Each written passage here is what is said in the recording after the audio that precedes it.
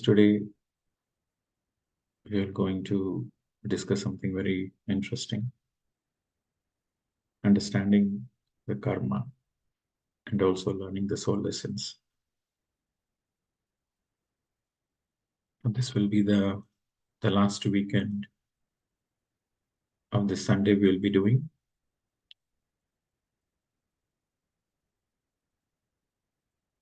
The next week I'm traveling to India and I have a few programs and commitments. So next weekend I cannot take, but we will shift the sequence. So that means we'll conclude the Sunday programs this week. And so we'll have a 1 week break. And after that, we'll go into a new format where we'll do weekend sessions. We'll take certain topics and we'll go deeply into weekend sessions. Okay. So now for this week, for this today's session, how we are going to take forward is through question and answers. When you ask a right question for the right understanding, for fine-tuning your understanding, then more clarity arises. So prepare your questions and you will be asking the right question. And the right question is the question which really helps you to evolve, a question which helps you to understand, a question which helps you to fine-tune your understanding, and the question also which helps others understand. So that is the right question. So let us start with the simple understanding of karma. Karma is a Sanskrit word.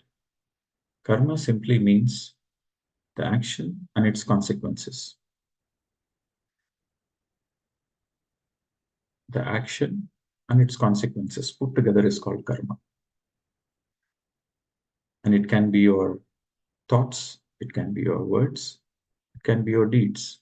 All three have the same consequences. Your thoughts have certain consequences. Your words have certain consequences. And your actions have certain consequences. Law of karma simply says, what you do comes back to you. Law of karma simply says, you create your own reality. Law of karma simply says, as your mind is, so is your reality.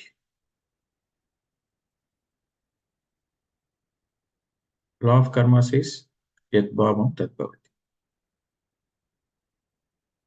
Whatever is your thought patterns, feeling patterns, emotion patterns, that is what is going to happen in reality in your life.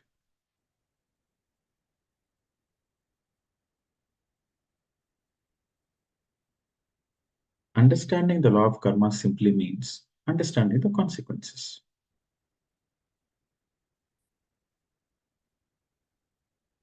And the most important point to remember is karma is not a punishment. Karma is an opportunity to learn. It is a learning tool.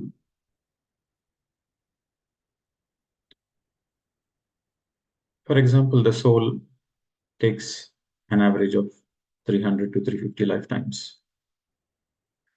In the beginning lifetimes, like when the soul is in the infant's soul stage, baby soul stage, young soul stage, the soul is focused more on survival. The soul is more focused on power. The soul is more focused on control, ego, name and fame. So naturally, in the beginning incarnations, there will be more bad karmas. Then later on, as the soul matures, then the soul is focused on emotions. The soul is focused on, being in the heart center. Am I doing the right thing? I want to do the right thing. So as the soul is getting mature, then the soul stops doing all the bad karmas. Then the soul is graduating to old soul. Then the soul is entering into a spiritual path to realize itself, to know the truth, to become liberated from all the sufferings. Then the soul starts settling all the accounts. the previous lifetimes, all the bad karmas, the accounts has to be settled. And while the accounts are getting settled, the soul learns new lessons. Right? So karma is a beautiful opportunity to learn. That is the right perspective. See, when you have a right perspective, then your life is happy. In spite of the challenges, your life will be happy if you have the right perspective. If you don't have the right perspective, in spite of all the gifts the divine has given you, you'll still be suffering. Understanding the law of karma, in other words, means having the right perspective of life. When you understand that karma is not a punishment, when you understand that karma is there for you to learn some lessons, for you to evolve, for you to become a better version of yourself, then that is the right perspective. When you have the right perspective, then there is no complaints, there is no criticism, there is no judgments, there is no comparison. So when you have the right perspective, you are helping yourself to evolve.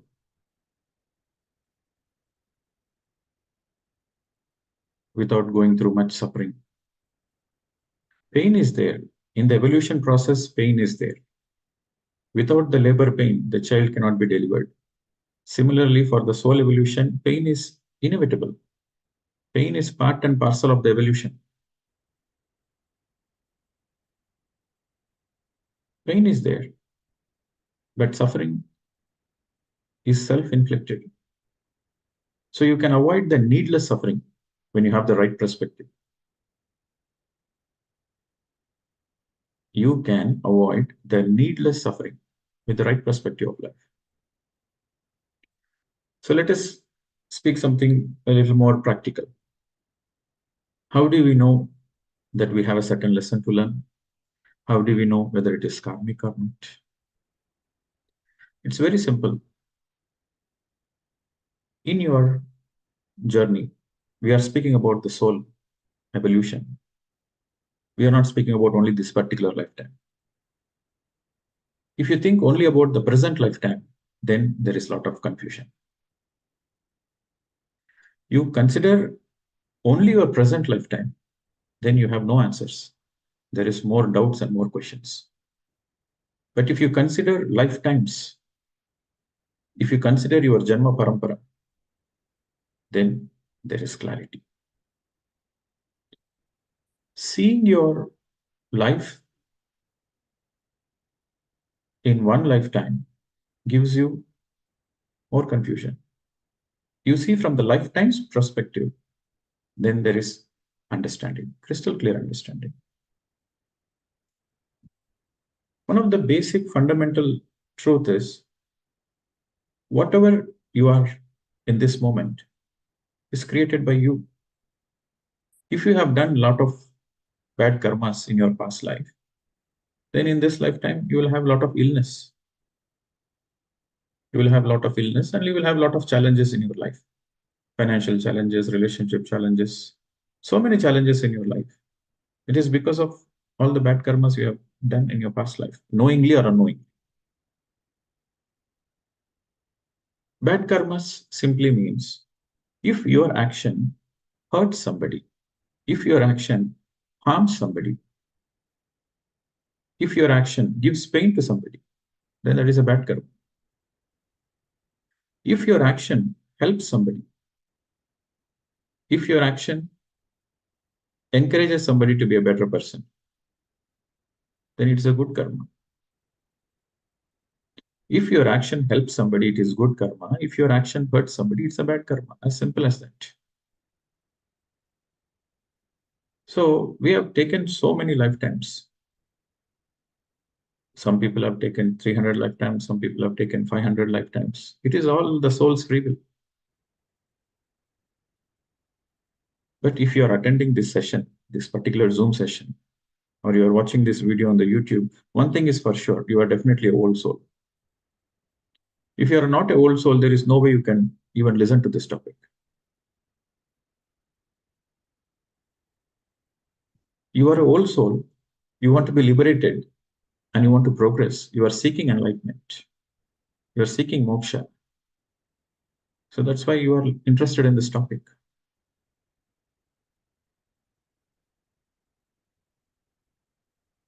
So old souls has to settle all the accounts from the previous lifetimes before they can get liberated. And old souls go through maximum challenges in their life because they want to finish off all the old accounts. They want to settle all the old accounts in the shortest possible time. They don't want to waste time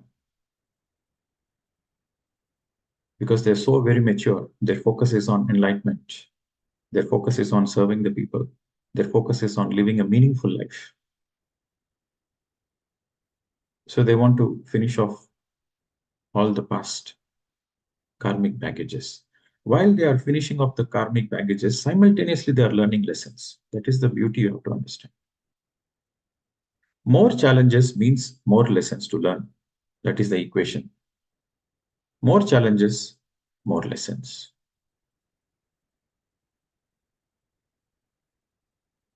What are the lessons? There are so many lessons to learn. For example, to understand that you are an eternal being, to understand there is no death for the soul, and to understand that you are no less than God, to understand that you are God, you are part of the God, and to understand everybody is a God, and to understand that you have a free will, and to understand that your ultimate enlightenment is to be independent, non-dependency.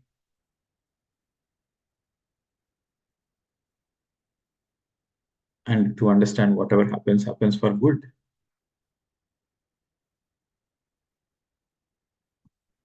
And non-interference, one of the great lessons.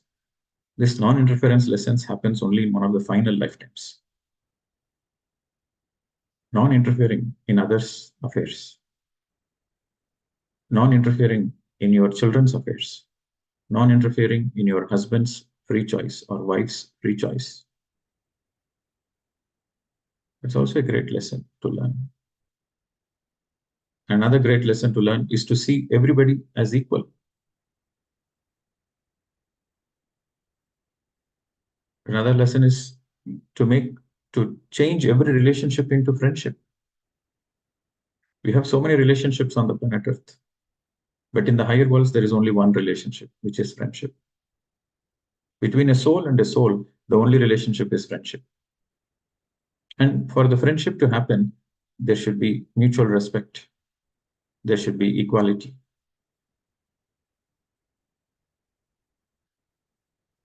And if you can change your relationship, like your father, mother, son, daughter, grandmother, neighbor, colleague, all the relationships, if you can change it into beautiful friendships, then you are an enlightened person. So there are so many lessons to learn. And not to waste time. That's also an important lesson. Not to waste time. Some people, they feel guilty. Oh, I wasted time. I went for a holiday. No. When you're enjoying, you're not wasting time. Your time should be productive. Either you are learning something, or you are doing something creative, or you are helping somebody, or you are relaxing. You are relaxing, rejoicing. Then you are not wasting time.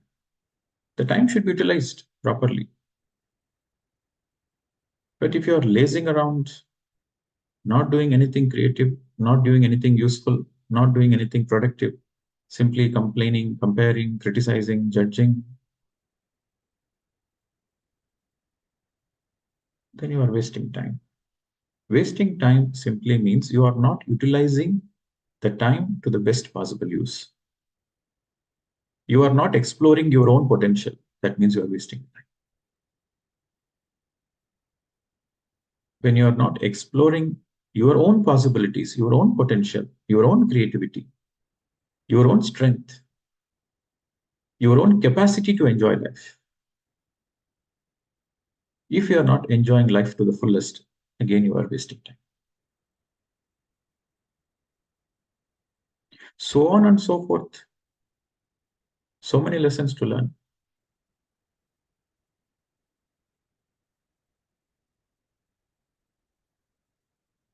Now, how to take the karma in the right way, in the right perspective, is number one. The first and the foremost is whatever might be the challenges in your life, accept it. That's the first point. Accept the present situation. Whatever might be the situation, you accept it. Why you have to accept? Because that is your own creation. You have created it. How you created it? You created it with your thoughts, with your words, with your emotions, with your actions. May not be in this lifetime, but many lifetimes ago, you have created it. So accept. There is no injustice whatsoever. Everything is your own creation. So accept the present situation. And by accepting the present situation, now you have a free choice. You have a free will. You don't like the present situation, then you change the inner. When you change the inner, the outer changes. Changing the inner means changing your thoughts, changing your mind, changing your emotions, changing your feelings. So when you change your thoughts, when you change your emotions, when you change your feelings, when you change your words, and when you change your actions, then a new reality is created. A new reality which you deserve will be created. So if you have more bad karmas in your account, in your karmic account, then in this lifetime, there will be more suffering, more challenges, more health problems. If you have more good karma in your account, then this lifetime will be, in this lifetime, you will, in your current reality, you will have more prosperity. You will have more good health, prosperity, saubhagya. Saubhagya means wellness. So your good karmas leads you to health and prosperity. Your bad karmas leads you to health problems and suffering. Very simple. If you are suffering in your life, then there is nobody to blame. It's only you. From the soul perspective. If you see from the soul perspective, this is the right understanding. So now happened is happened. Whatever happened has happened in the past. Now this current moment is in your hands. The present moment is in your hands. So how to utilize the present moment? This is also one of the soul lesson, to live in the present moment. One of the greatest soul lessons is to live in the present moment. Always live in the present moment, because the present moment is only moment which is available to you. So the present moment is in your hands. How well you use the present moment.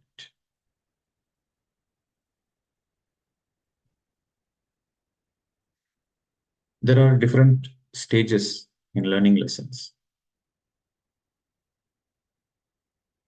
And how do we know what lesson to learn? Is by observing our own patterns. With our own observing, with our own self-analysis of our own patterns. Patterns means that which repeats itself again and again. When you start observing your patterns of your current life, then you can easily figure out what is the lesson you need to learn. For example, if you have financial challenges,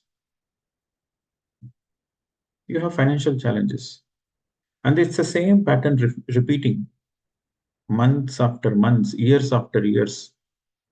You are having a certain pattern. Financially, you are going through some stress. Either you are misusing your own finances, or you don't have a financial discipline, or you are getting cheated by somebody, that means there is some money lesson for you to, as simple as that. So according to the patterns, you can realize what lessons are there for you to. Suppose if you're having some relationship issues, it's like a pattern. You are having problems in relationships, whether it can be your in-laws, it can be your children, it can be your colleagues, whoever. You have certain relationship issues, and it is happening again and again. The people are changing, but the situation is the same. The actors are changing, but the theme of the movie is the same. So that means that is a pattern. Then you need to have focus on the relationship.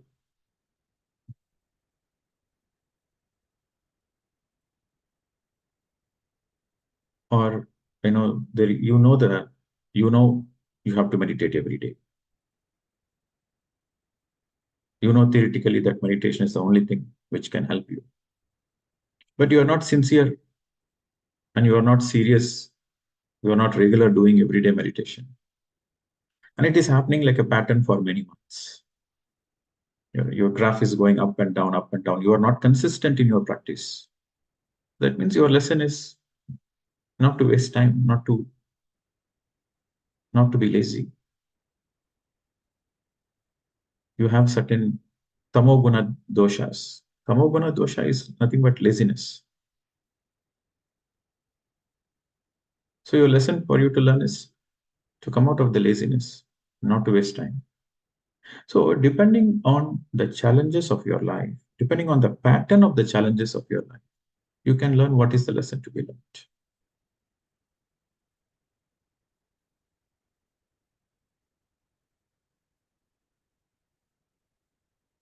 Some people, they have certain bad experiences when they are growing up as children. They see their father and mother quarrel all the time. They don't see the love between their parents. So they might have gone through certain traumas as a child. And they conclude that relationship is not good, relationship is not for them. So they end up staying single, or they say that, oh, I'm happy with myself, I don't need anybody in my life. Or they have a certain hatred towards opposite sex. So if they have such kind of things where they are having issues, that they feel lonely, they feel isolated, they feel that nobody understands them, and it is happening as a pattern. So for them, the lesson to learn is embrace relationships. And embrace relationships means not embracing another person. Embrace your own relationship first. Accept yourself, love yourself, open your heart. So the most important point in learning the lessons are you should be in the heart space. When you're in the heart space, you can able to learn soul lessons. When you're in the head space, you cannot learn any lessons. Only when you're in the heart space, you can learn lessons. To be in the heart space means to be kind to yourself. To be in the heart space means you understand that this lifetime is temporary, but the soul journey is permanent, is eternal. The soul is eternal, but the lifetime, the life situations, the life challenges, these are all temporary.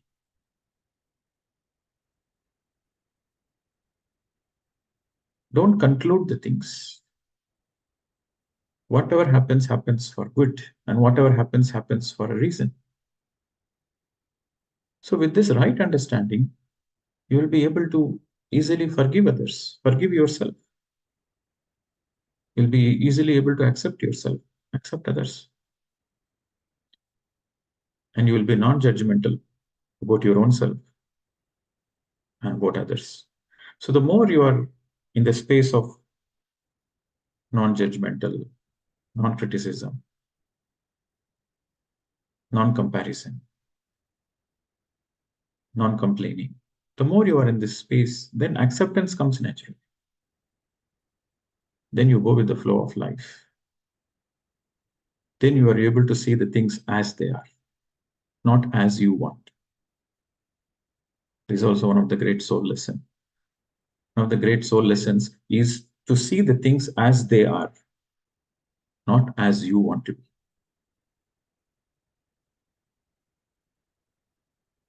So the more you do meditation, the more you are naturally in the heart space. The more you are in the path of ahimsa, non-violence, the more you are in the heart space. So to be in the heart space means to be in the path of ahimsa, the path of non-violence, to be in the path of non-killing, to be in the path of non-interference, and to go with the flow, to go with the flow of life, and not to be too rigid. One of the great formulas which helps in overcoming your challenges and to learn the lessons is do your best and leave the rest. It's the most important formula. Always do your best and leave the rest. When you do your best, there is no space for feeling guilty. Only when you don't do your best, you will feel guilty, my dear friends. At any point of time, in whatever situation you are in, when you do your best and when you leave the rest, doing the best and leaving the rest. Leaving the rest means you surrender to the divine will. You are doing your best from the human perspective and you are leaving the rest to the divine. So that means you are going with the flow.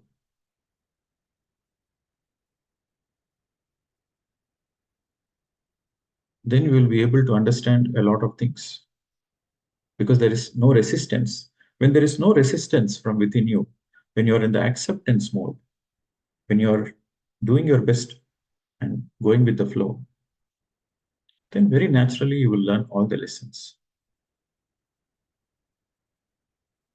And meditation is such a wonderful tool. Either it is meditation or reading books or Sajjana Sangatyam. These three combination is such a potent, powerful thing which helps you to hasten your progress, which helps you to learn the lessons very quickly without wasting time. The more you meditate, the more your awareness increases.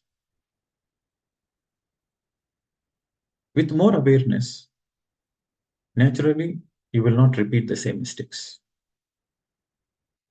With more awareness, you will be more cautious not to repeat the same mistake. So that is how meditation helps. Meditation increases your awareness so that you quickly identify your mistakes and you correct yourself. And it is the awareness which helps you to stay in the right course of action, to do the right course of action, to stay in the right path. And meditation also gives you energy. Meditation gives you two things. We discuss it again and again. Meditation gives you energy. Meditation gives you awareness. So with more energy, you have the capacity to transform your life. With more and more energy, you have the capacity to face all your fears and transform your fears. To face all the challenges of life, you need a lot of energy, cosmic energy, prana shakti. So with more and more energy, you will be able to accept the situation, you will be able to face the situations, face the challenges, and you will be able to transform. You will be able to transform yourself into a better version. as we said, there are 4 stages. Let me explain you all the 4 stages in learning the lessons. So the first stage is, is a stage where you are new to certain things. Just take the example of learning the money lesson. So let us take an example, learning the lesson of how to be in abundant, how to be in abundance, right? So that is, for example, that is a lesson, how to be in abundance financially. So the first part is you will be in a stage where it is something new for you. The concept itself is new for you. You are hearing it for the first time. Okay, what is this abundance? Is it true that you will have a lot of programming done by in your childhood? For example, you would have got the programming that earning money is hard, earning money is difficult, or you have a programming that the more money you have, the more you will become a bad person, or you have a certain understanding money is a hindrance for your spiritual path. So that is the idea you had from your childhood because of your programming, because of your conditioning. Just an example. Now, for example, if your soul lesson is to learn abundance in life, or to is money lesson, for example, then the first is when you hear the subject that money is just a tool, money is not a hindrance to the spiritual path, and money is energy. And when you hear that money is neither negative nor positive, it is neutral. When you hear all those things, the first time you hear, you feel like, oh, is it true? I never knew it. It's almost unbelievable. So that is the first stage. That means you are getting introduced to that lesson. And in the second stage, you will hear the same subject by your teachers, or when you read some books, they discuss about it. So that is the second stage. You will have certain faith in it. Oh, if this person is saying something, that means there should be something in it. In the first stage, there is a little bit of resistance. In the second stage, the resistance is reduced because you hear your favorite teacher telling about this particular topic. Money is never a hindrance.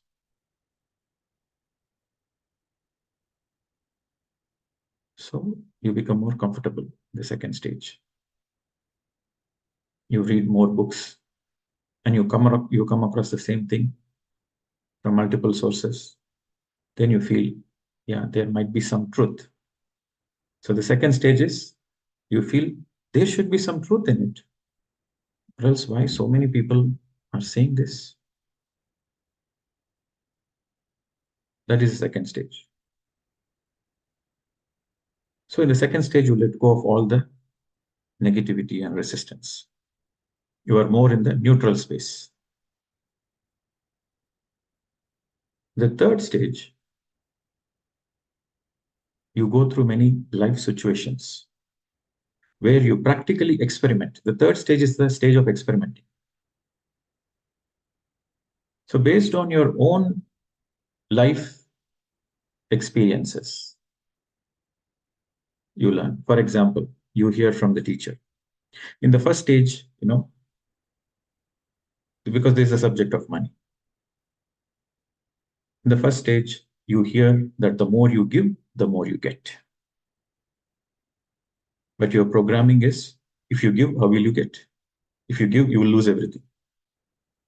So your programming is save money, save money. Don't give it to anybody, save money. If you give it, you will lose it. So be cautious, save it. So that was your original program. So in the first stage, you hear the statement, the more you give, the more you get. It is strange for you. What is this formula? The more you give, the more you get. What is the formula of abundance? The more you give away, if you give, money will go. How will you get money? So this is the confusion. So in the first stage, it is like a new thing. It is like a surprised thing. So in the second stage, you hear this from the teachers, you hear this from the other masters, you hear this from the books, you read it from the books, then you feel, oh, okay, there should be something in it. There should be something in it, but it is not in your experience. So that is the second stage. The second stage is letting go of the neutral, letting go of all the reservations and to be in the acceptance mode.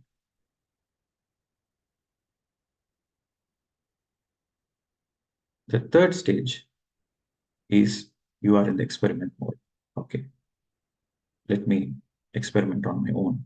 Or you have a certain life situations where you use your own life situations to analyze, to see. You are using your own life uh, challenges, or you're using your own life, practical life situations to see, is it true?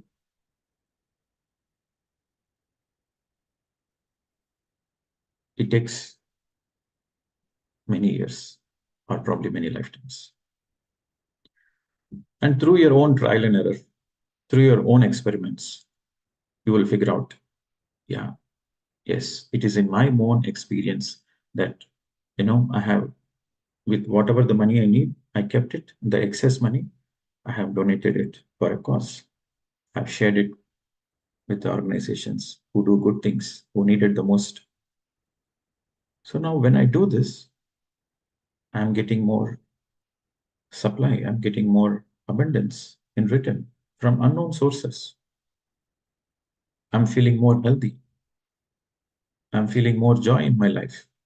I'm not visiting much doctors. I'm not taking much medicine. So all the cost is getting saved.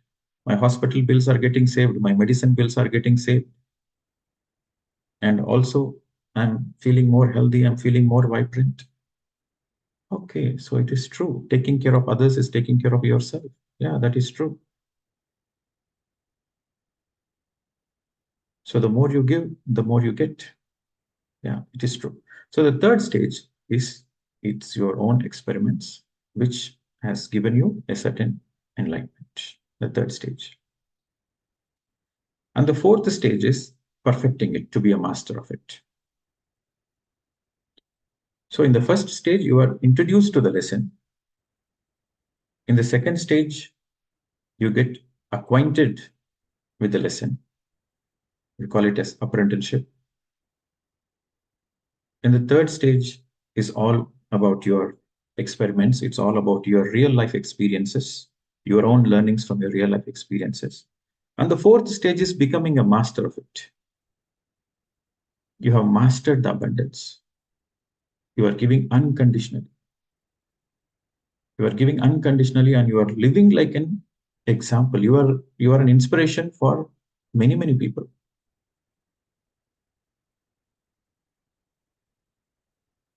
You become an inspiration for many people. So that means you have mastered that lesson. So these are the four stages of learning any lesson. Sometimes, people have this confusion.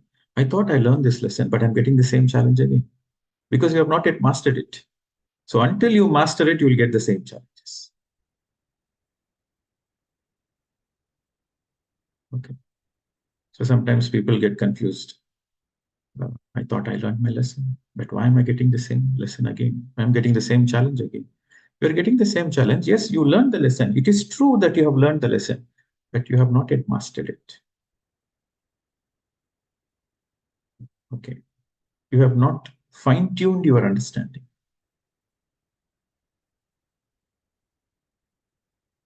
So as and when you have challenges in your life,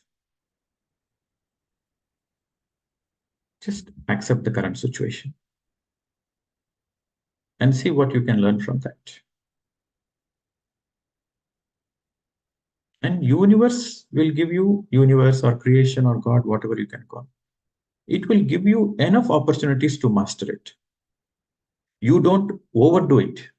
You don't overdo it by inviting more challenges. No, that is not the right way. Whatever is the challenges which is in front of you, you face it in a graceful way. Don't overdo it. If you overdo it, then you burn your hands. Because sometimes at, at that particular stage of, we all are in different stages of evolution. In that particular stage of evolution, whatever is needed for your evolution, whatever you can handle it, that challenge will come to you. So you handle that challenge and move on. And in the right time, in the right place, universe will give you enough opportunities to master it.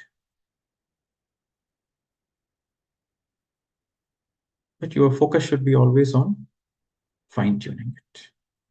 Not to become arrogant, not to become egoistic that I know everything. You can do this experiment.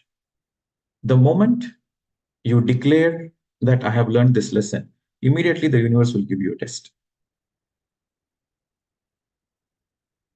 The moment you declare that I have learned a particular lesson, then the universe will say, or the creation will say, oh, is it really? Okay, let us give this test and let us see how you have mastered it. So the more you master the lessons, the more you are a perfected human, or the more you are a evolved human, a divine human. Or in simple words, the more you are an enlightened person. So mastery is the goal. The goal of life is mastery. Okay. Self-realization is the first stage. You realize yourself at what stage you are, what you are. You realize yourself. First stage. The second stage is self-transformation.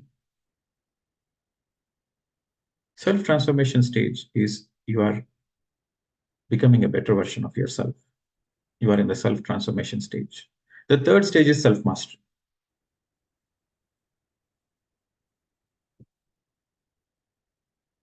Okay.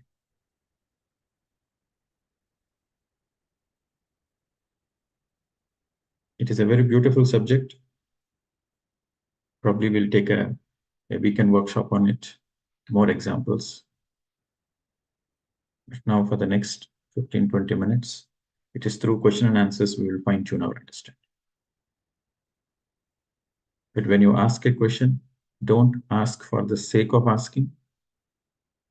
Your question should be a useful question, which helps you to fine-tune your understanding.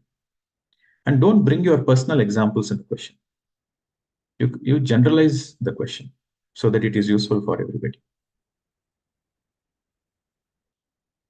And after listening to this karma class, if somebody is asking, why am I going through this suffering? Then that means you have not understood the topic in the first place. You have created your reality. Whatever is your current reality, you have created it. Accept it. And how you can come out of that, because your current reality is not favorable. You don't like the current reality. Now it is in your hands to change it. To change the reality is in your hands. But patience is very, very important. This is also one of the soul lessons. One of the soul lessons is also to be patient enough. On the planet Earth, while you are in the physical body, you have to be very, very, very, very patient. For the baby to form in the mother's womb, it takes 9 months. For example, the mother and the father, they decide to have a baby. The mind decides, let us have a baby. The feeling feels like they want to have a baby. But they have to wait 9 months. And they have to go through a lot of changes within their body, in their emotional. The mother goes through a lot of emotional changes, physical changes. And persistently, the development happens for 9 months. It's a very classic example.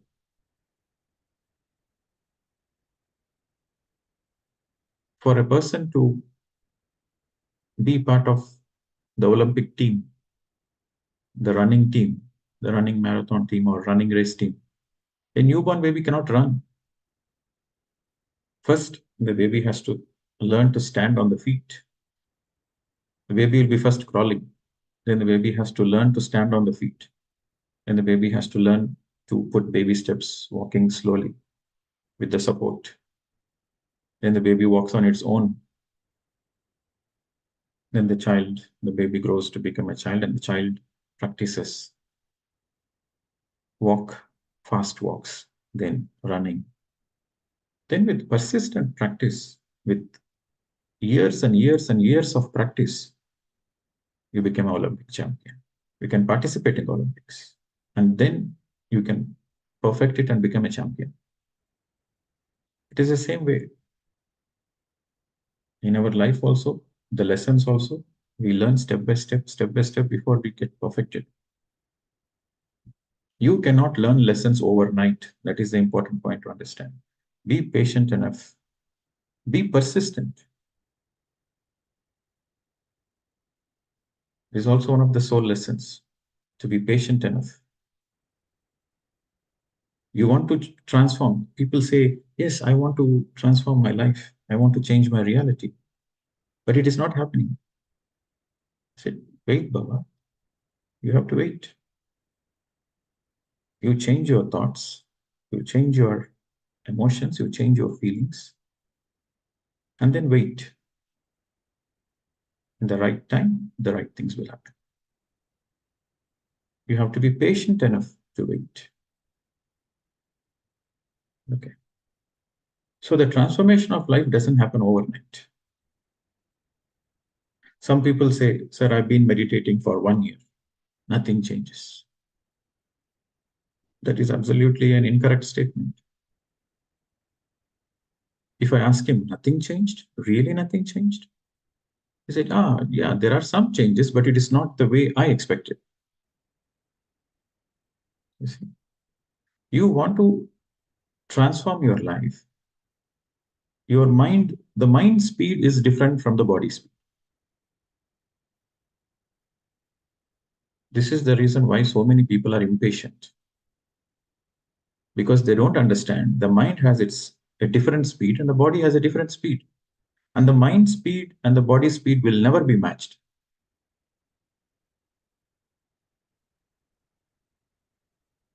For example, I'm sitting in Germany now. I want to come to India. My mind wants to come to India immediately. Because the moment the thought comes like, okay, I'm coming to India, I want to go to India, the mind immediately wants to go to India. But I have to take a 15-hour flight to land in India.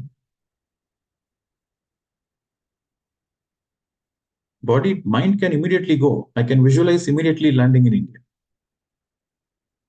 The body takes time to follow the mind speed. So to be patient is very, very important.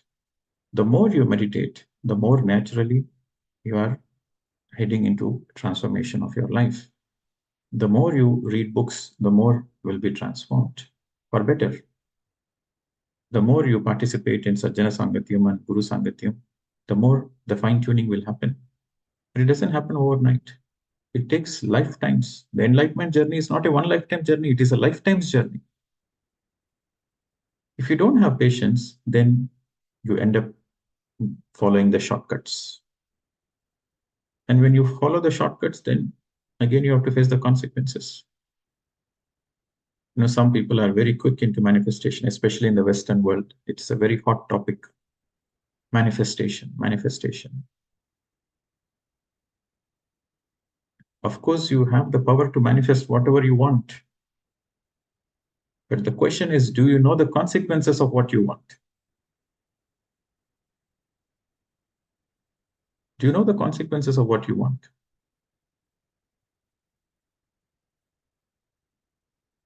It is to understand the consequences, you need a lot of wisdom. A person who understands the consequences does not deliberately manifest anything. He lets the divine to plan for him because he knows that whatever the divine plans is absolutely the best.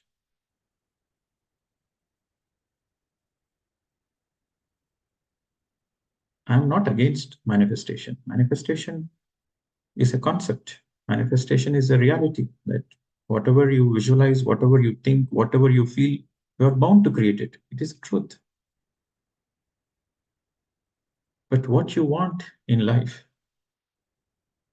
you need to know the consequences of it. For example, you want a lot of money. For example, you want lot and lot and lot of money. And having a lot of money has its own consequences. Are you willing to face it? You cannot be the same person anymore. You cannot walk on the streets. You need bodyguards.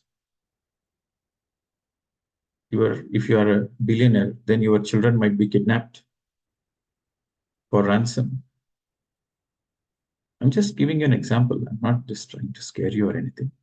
I'm just trying to give you, there are many consequences. For anything and everything you want, there are consequences. I met a billionaire once. I don't want to reveal the names in the country. I met a billionaire in one of the countries. And his child was abducted when he was a small child. His child was abducted, and he has to pay a lot of money to the kidnappers to retrieve his son. And it took for about 4 or 5 days. And this 4 or 5 days, he went through a hell. His whole family went through a hell.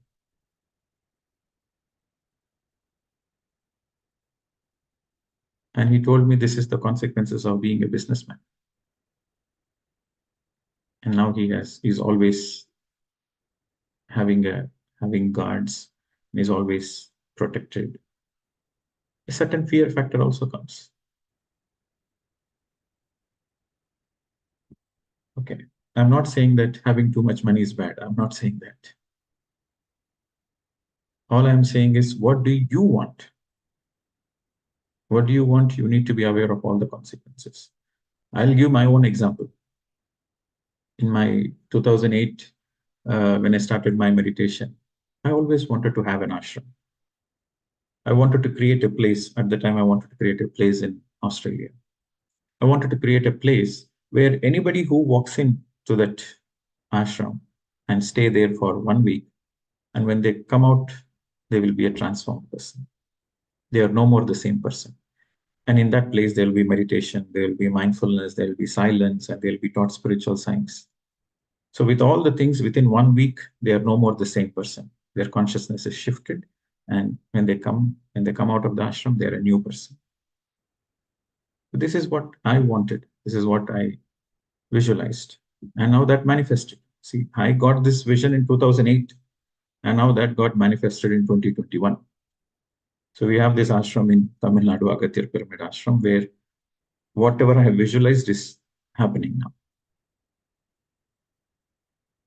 Now, at that time, I didn't knew that you need so much of dedication. Once you have an ashram, then you are totally dedicated towards that development and progress.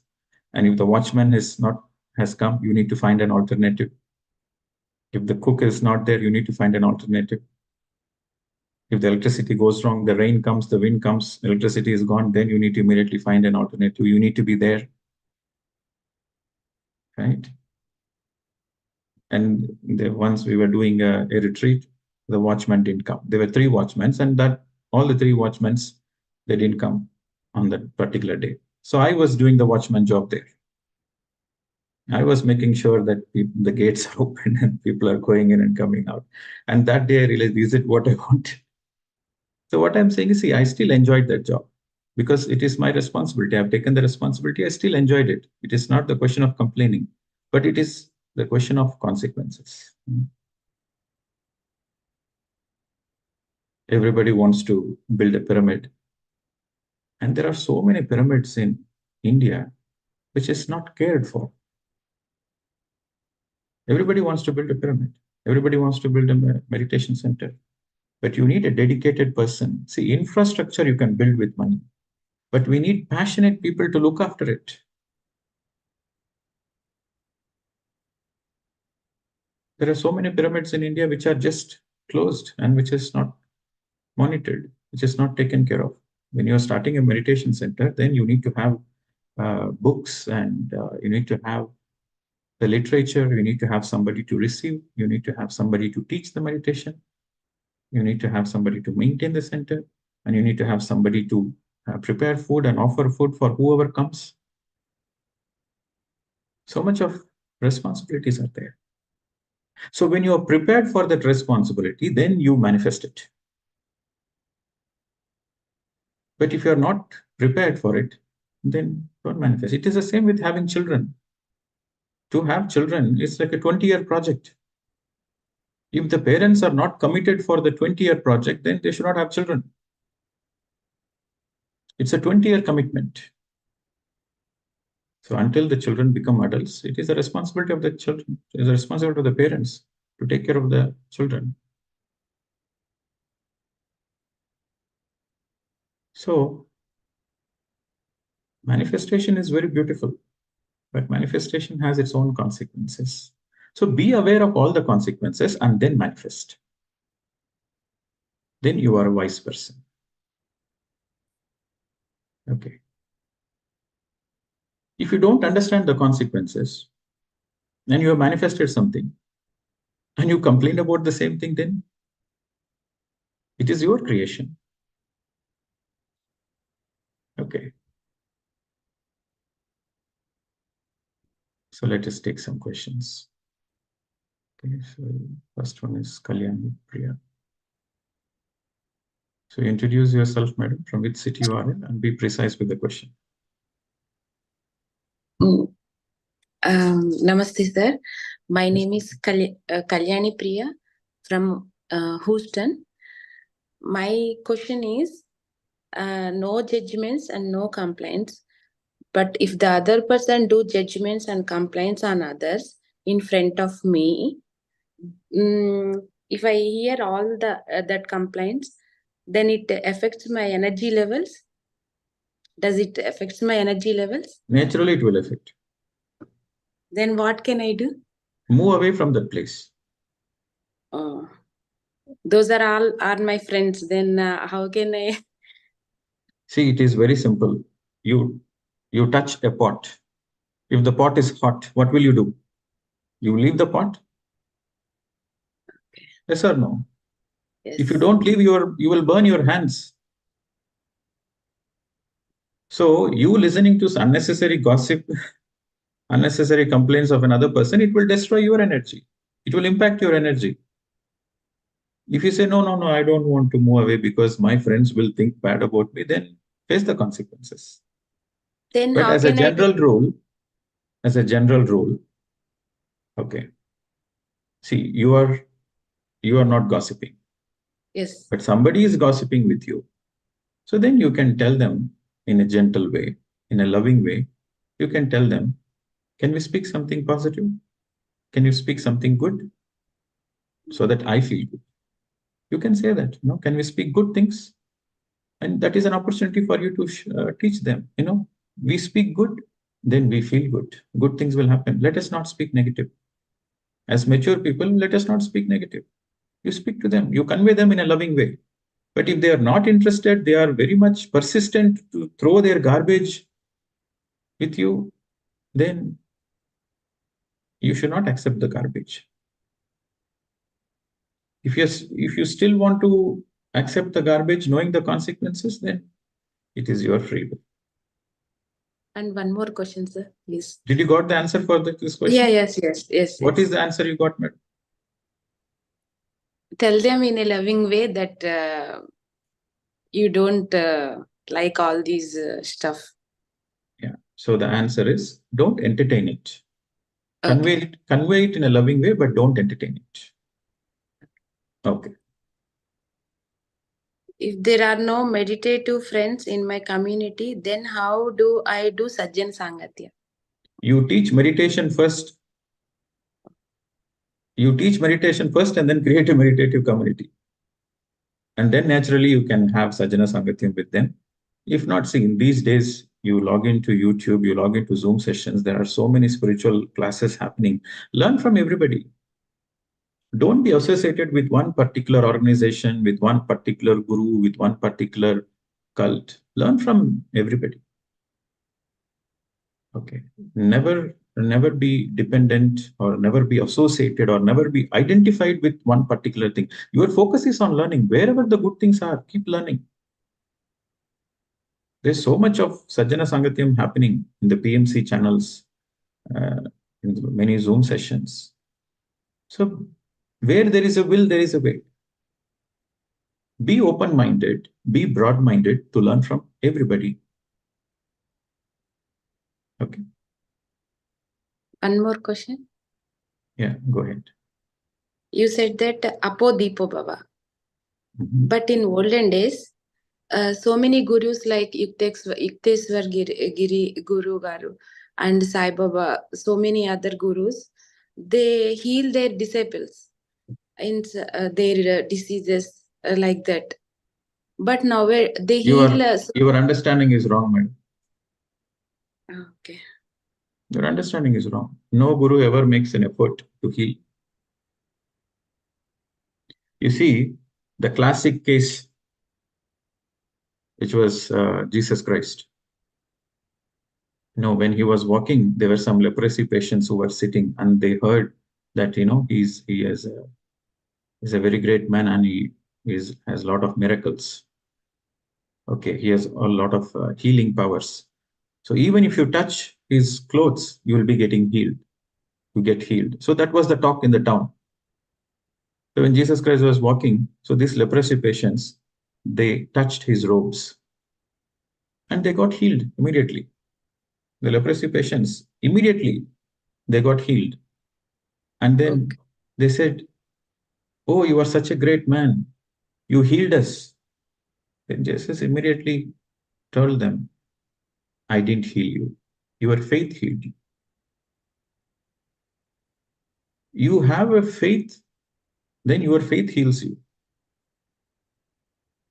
And these gurus, they know the truth very well.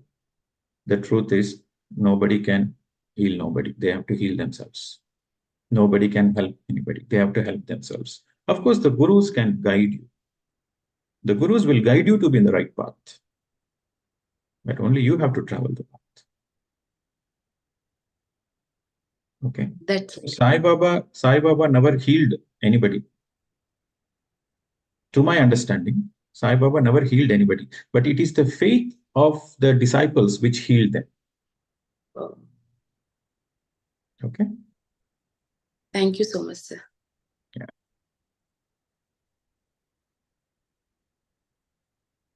And just again to add up to that, it's not only your faith. In addition to your faith, you need to have certain good karma in your account. So when you have certain good karma in your account, and when you have total faith, then you become an eligible candidate for healing. Okay. Right. So the next question is, okay, Shailaji. Good evening. I am Shehla Alvi from Pakistan. Yes, madam. Okay. So you just said that do not bring your own example. I was just wondering. Okay, last week I did ask you about the question about death and joy, and then you said that it is good that I feel joy thinking about death, but I need to feel joy towards living as well. So this week something happened. There's a chance doctors think that I may have cancer of uterus. So I'm not sure. So we have to go for biopsy. I have been thinking that what I really need to learn from this. Where is the uh, where is this energy blockage in me, which lesson I need to learn from it, because every part of the body has something to teach us, as you had given your example last time with your kidney stones. And so, yeah, I was just wondering that, what, so because I always feel, as you said, that my life had been intense in terms of learnings, you know. I have always been intending to learn and have learned so emotionally and in terms of learning lessons, it has been quite an intense life. So yeah, I'm just wondering how to go about it. Like it's like a real situation now. See, my own mother, she was diagnosed with breast cancer a few years ago, almost 10 years ago. So at that time, I told her that no medicines will work. When you meditate, you are very sincere in your meditation, surrender to God and intensely meditate. And only that will heal. Okay. So she took that in the real spirit and she meditated 5 to 7 hours every day, 2 months. And then she became normal. And after 6 months, she went to the PET scan. She went to take the PET scan, and there is no traces of cancer. Okay. So of course, she was diagnosed with, a breast cancer. And I told her that there is certain things you are not accepting. You're not accepting yourself, or there is a certain emotions you are holding on to yourself. You're not letting go, or you're not accepting others, or you're having some expectations and that expectations are not fulfilled. So there is certain disappointments or frustrations. It can be anything. So these are all possible things. The only thing is non-acceptance and lack of self-love. So this lack of self-love and lack of non-acceptance, and again, self-criticism, self-judgments, all those things, it is the cancer cells. As a doctor, we all have a certain amount of cancer cells, but it becomes too much. Then it starts thinking its own cell as an enemy cell and starts fighting. So that's how the cancer grows. So when you are not accepting yourself totally, when you are not loving yourself unconditionally, then it reflects. The physical is a reflection. The physical body is saying, hey, look, there is something. It's high time, it's emergency, you need to look into it. So with this, I recommended her to read some books, Louis Hay books, You Can Heal Yourself. And I asked her to read all the spiritual books, Autobiography of a Yogi, Living with the Himalayan Masters. So all spiritual books, whatever you can, you read. Because when you read certain books, you read any spiritual book, any good book, there is a lot of reflection your soul goes through. And then you are intensely meditating for 5 to 6 hours, 7 hours every day. You have this awareness, you have this energy to absorb many things, to reflect many things, to change many things, to transform many things. So she healed herself through her own meditation in less than no time. Of course, she might be having a lot of good karma in her past life also. Right? So when I say good karma, that means your intent is good. Your heart is pure. It doesn't matter how much good karma you have in the past, but how you are now. You are open-hearted. You wish good for yourself. You wish good for others, and you want to evolve. And you truly want to evolve. And you are very sincere in your growth. You are sincere in your soul growth, and that is enough for the self-healing process. So, yeah. So I believe I am sincere in my soul growth. No, it takes a lot of time for you to absorb whatever I said. Yes, yes. But I do believe that last 1 year has been quite intense. There's a lot of grief I had been through, a lot of How many hours you are sadness. meditating, madam? How many hours you are I meditating? on an average to three hours or something. You are sincere in your meditation? Yes, I do. I do believe, and I'm still learning every time. You are reading books every day? You are reading spiritual books every day? Not every day, but yes, I am reading. I keep reading books. Books are just part of me. Be consistent, do meditation every day, read books every day, and be part of positive-minded people always. Okay, make friendships with positive people, spiritual people. Spiritual people means the people who are sincere in their own path of meditation. So these three things you keep doing, and change is bound to happen. And you are not the body. The first thing is you are not the body. right? So when you are not the body, then what is there to worry about it? Of course, you have a body, but what can you do now? What can you do now? Do the best and leave the rest. Again, don't have the expectations that I need to get healed. I need to get healed. So No. when you have this pressure, I need to get healed, then it creates a certain tension within you. So just surrender. Just surrender. Do your best and surrender. That is the best way. So can I ask?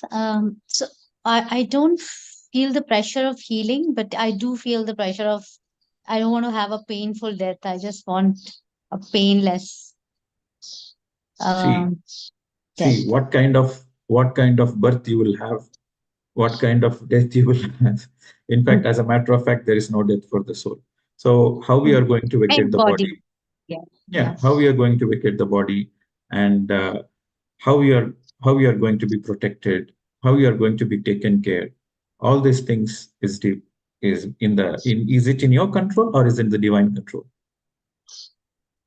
Or It's in in other words, divine is it control, in your hands or is it in the God's hands?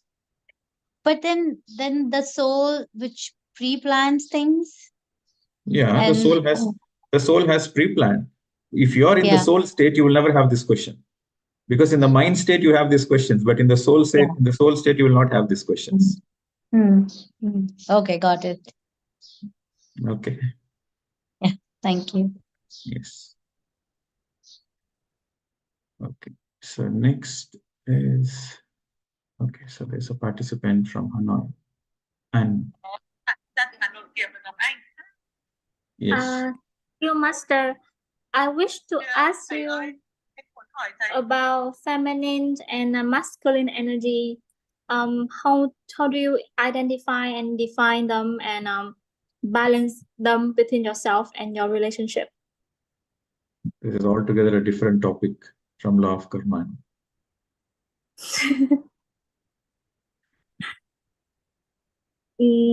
Because Okay. See, whatever the question you ask, the answer is always the same. I don't know if you notice it. Any question you ask, my answer is do meditation, be in the path of non-violence, read books, do seva. Other than that, I have no answer. So you are asking the question, how do you balance the masculine and feminine energies? Again, I'll say the same thing. Do more meditation, read more books, do sajjana sangatyam, and then do more service and seva. When you do this, it actually happens because the more and more you are meditating, the more naturally your masculine and feminine will balance. That is the concept of being androgynous. Being androgynous, see, your soul is neither male nor female. Your soul is neither male nor female. It's only your body which has male and female qualities. But your soul has both feminine qualities and masculine qualities.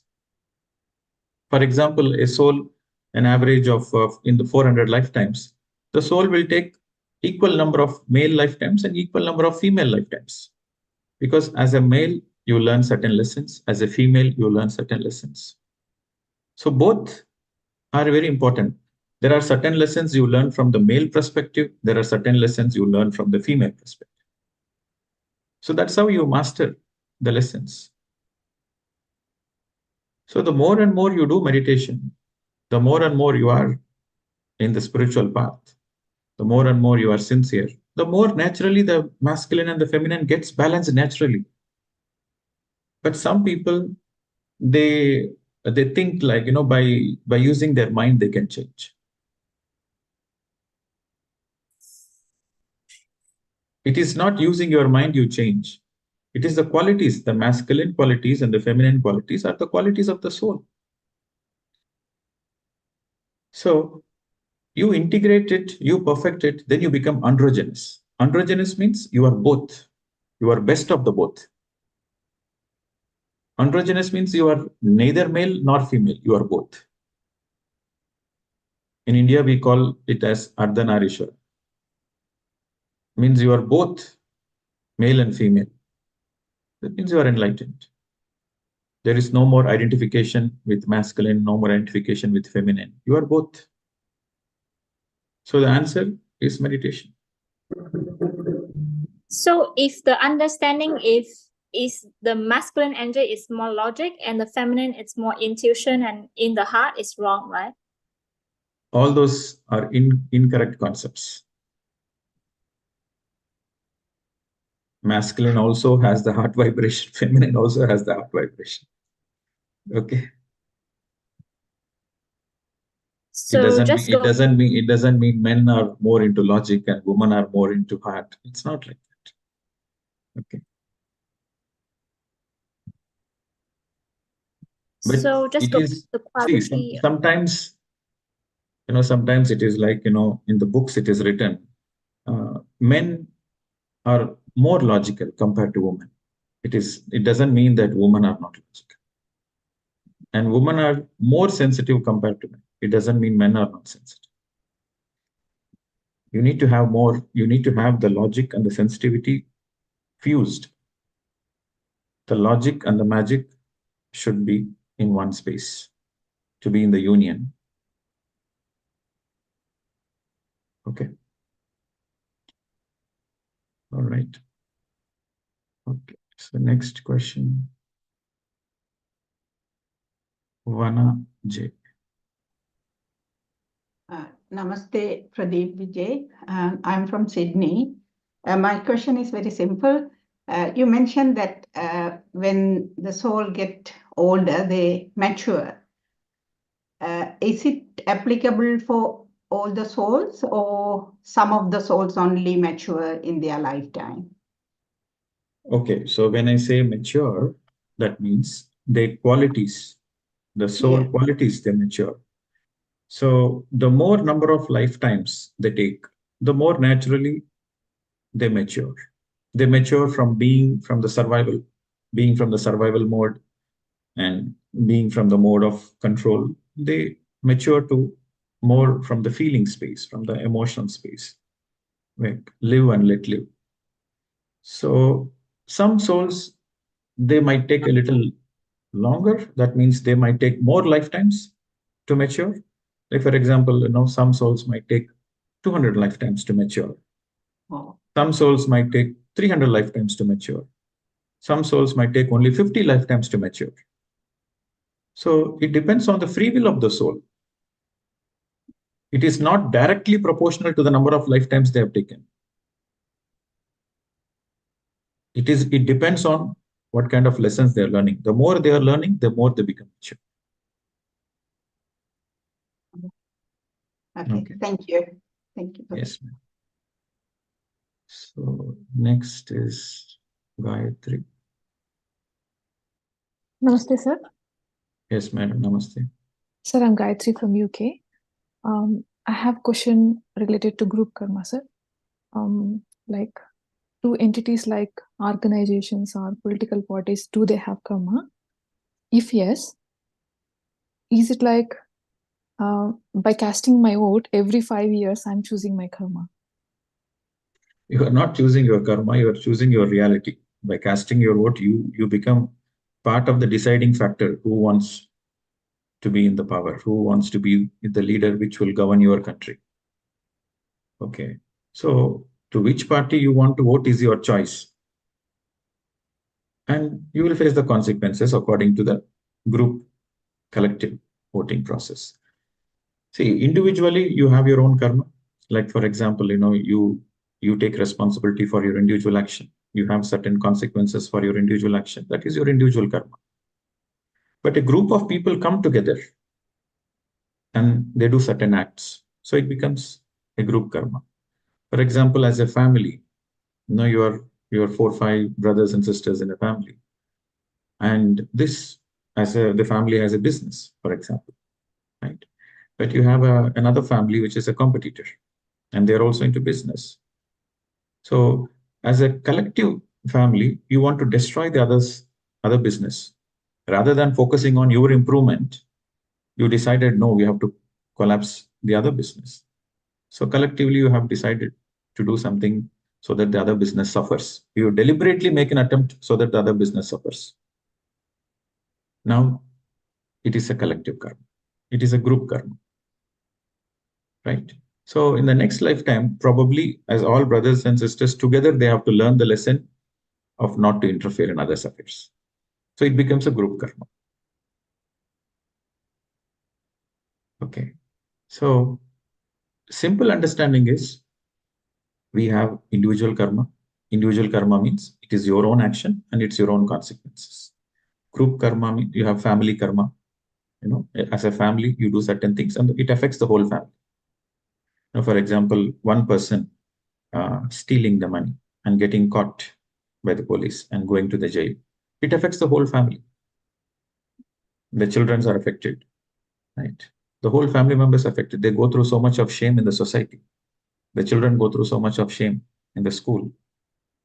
And the whole family suffers because of one person's bad karma, right? So we have the individual karma, you have a family karma, and you have a group karma, like as a community. Like for example, as a group, you decide to attack another group and destroy the other group.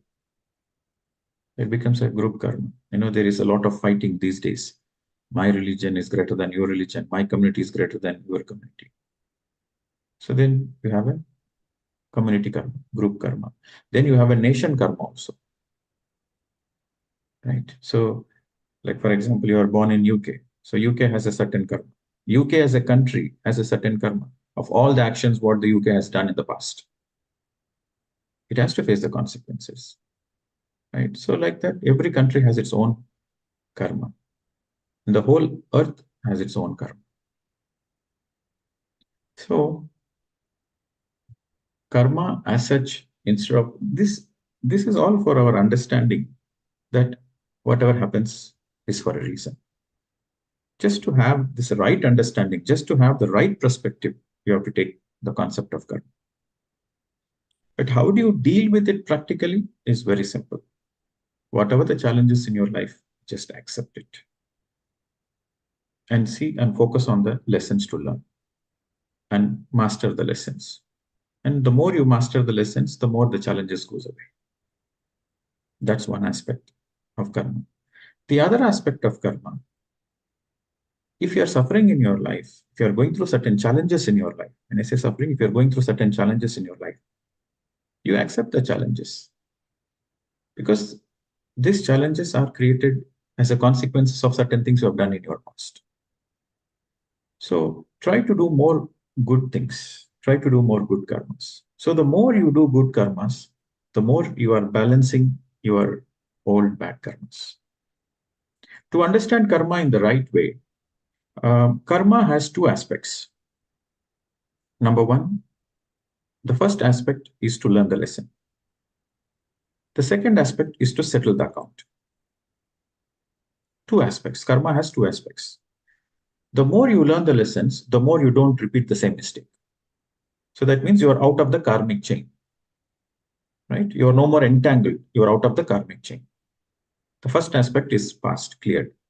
The second aspect of clearing the accounts, like karmic settlements, balancing the accounts, closing the account. To close the karmic account, you need to do more good karmas. So by doing more good karmas, the old accounts are closed. So that's why every enlightened master or every religion, as a matter of fact, they emphasize only on two things. They emphasize on meditation, ahimsa, number one. Be in the path of non-violence and do meditation. That is the first aspect. The second aspect is do seva, do service. So when you take care of these two, do more and more meditation, the more and more your awareness increases, the more naturally you will come out of all the karmic loops, all the karmic chains. And the second is do more service. The more you do service, the more your accounts, your old accounts are settled. That's all. Whether it is your individual karma, whether it is your family karma, whether it is your group karma, or whether it is your country karma or planet Earth karma, this is the only formula. Do more meditation, do more service. Be in the path of ahimsa. That's all. That is the only formula. Thank you, sir. Yeah. Helps. Thank you. Right. So next says Vietnam. It says me or mine. Come on the video. Hi, teacher. Hi, everyone. My name is Mi. I'm come from Vietnam. This is the very first time for me to do the translation for the Vietnamese group. So we have two questions for you today. The first question is that, according to your previous, your last teaching, we know that we have to like face and accept and face our emotion. But the more and more we face our deep emotion, our deep feeling, it go to the root and it take over us. So we would like to know how can we do to like to face it properly, to do not let the negative feeling to take over our mind. This is the first question. Thank you. Okay, so you are not coming on the video? Is there a network connection or something? Let me start the video first. Do you see me now? Okay. Because I don't see the video appear on the screen. Okay, so I can see now. So your first question, can you repeat the first question? Yes. So the first question is that according to your last teaching, we know that we have to accept, we have to face our emotion, our deep feeling, instead of hiding it or do whatever to we have to release our emotion. But the more and more we face our deep emotion, it take over us. So we would like to know how to do it like properly. Okay. So when you are facing your emotions, so your question is basically like when you're facing your emotions, you're getting entangled in the emotions. So how do you deal with that? Yeah, right. So this is where the detachment comes. This is where you have to detach your emotions. So the first point is you have to understand you have emotions, but you are not the emotions. Yeah. Okay. So you have certain emotions, but you are not the emotions. The emotions comes and goes. So how to handle your emotions delicately is first is you detach. You detach that, yes, I have an emotion, but that is not me. I have anger, but that is not me. I have my own fears, but that is not me. Right? I have my guilt, but that is not me. I have a shame energy, that is not me.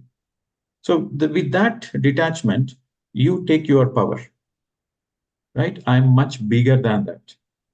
See, I have a body, but I'm more than a body. I have a mind, but I'm more than my mind.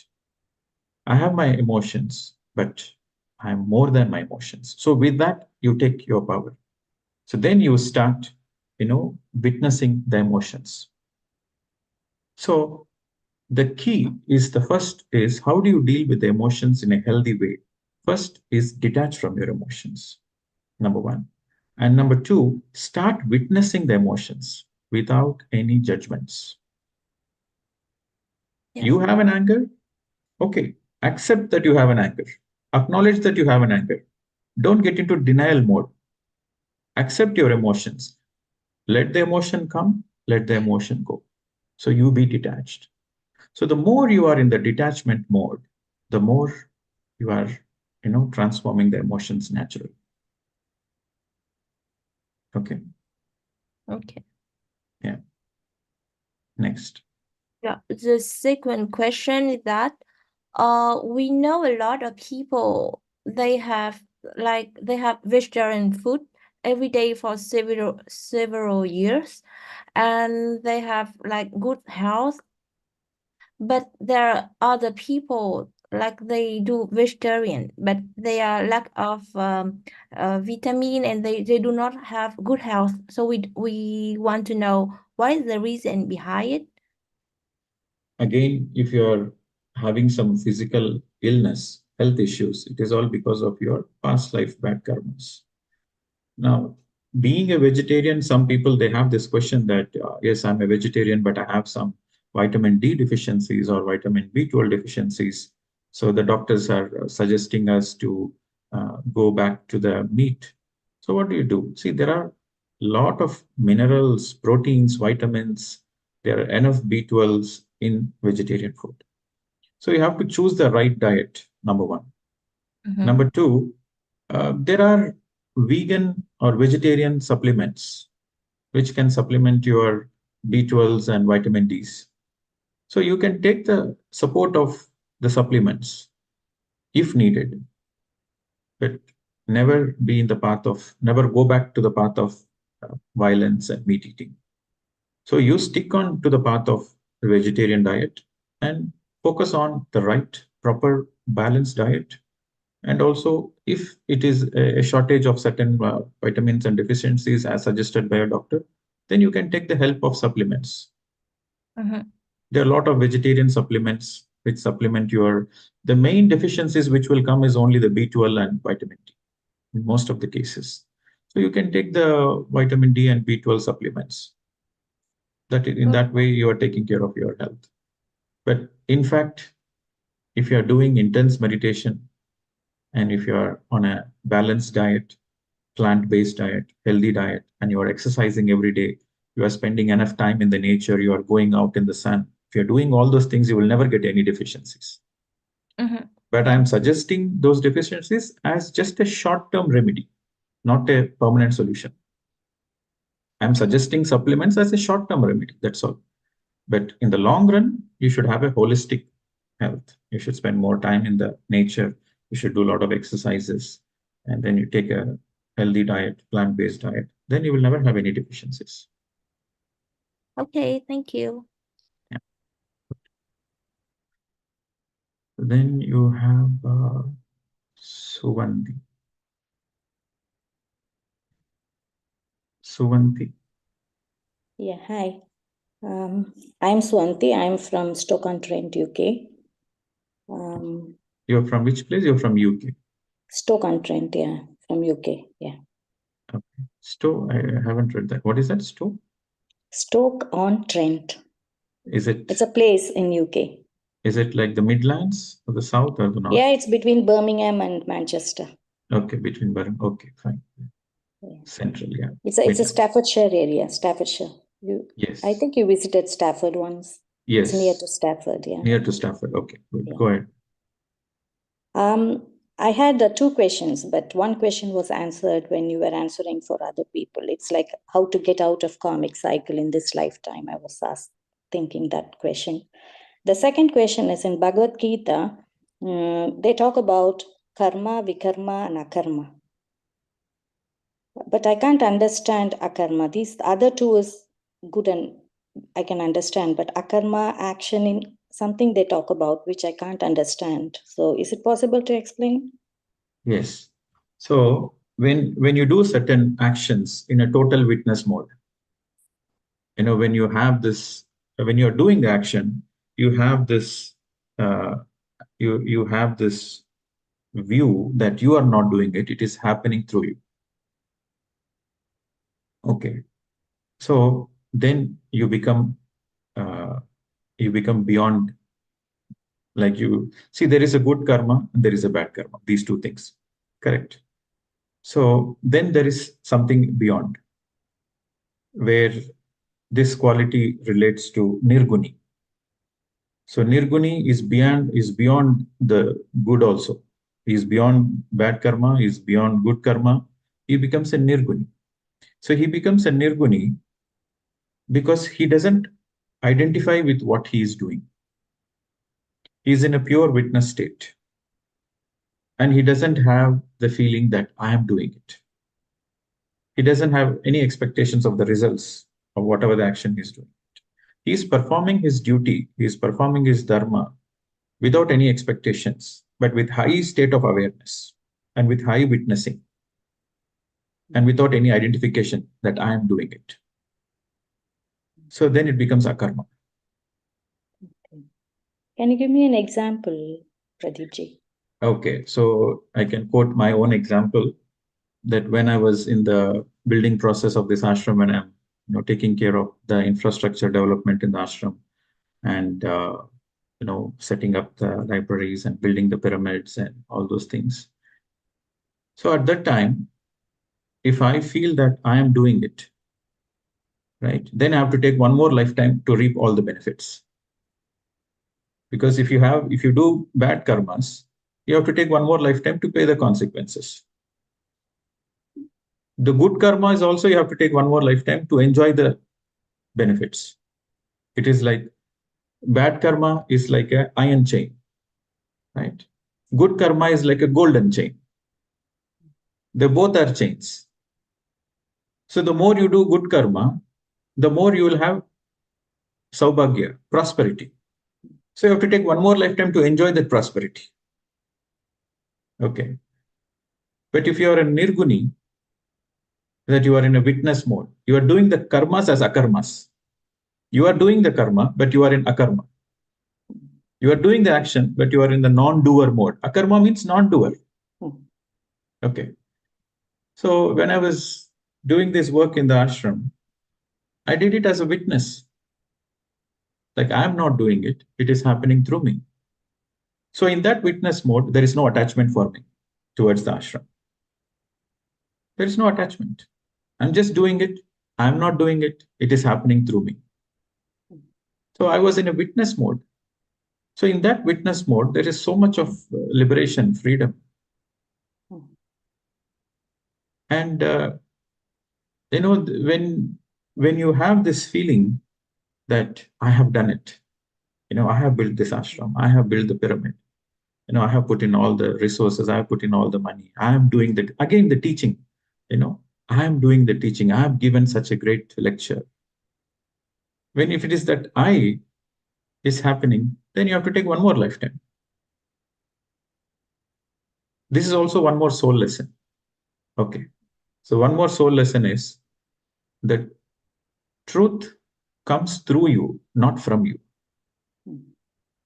So when I speak, I don't have any clue what will be the next word I'll be speaking. Because I don't speak from my mind. I don't speak from the concepts. I don't consider that the truth is coming from me. Because the truth belongs to everybody. The truth belongs to everybody. It is the same truth. And it is the same truth spoken by Krishna. It is the same truth spoken by Jesus. It is the same truth spoken by every enlightened master.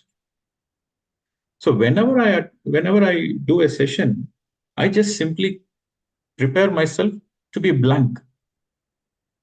To be blank means to be in the surrender mode. There's nothing in my mind. I'm in the surrender mode. So when I'm in the surrender mode, when I let go that I am doing this session, so in that surrender mode, the words come through me. The truth comes through me. So I'm in akarma now. Am I doing the session? I'm not doing the session. It is coming through me. The same. When the ashram building was happening, it is happening through me. I didn't do it. This is a very high state of karma yogi. This is the real definition of a karma yogi. Okay. So when we think that karma yoga happens after Raja Yoga. After Raja Yoga, which is meditation, then comes Jnana Yoga, and then comes Karma Yoga. Karma Yoga is the final state of enlightenment. But when you think that you are the tool through which God is making you to do things or do good things for others, is that a Karma Yoga or it's a Jnana Yoga? It is Karma Yoga because there is no me and mine here.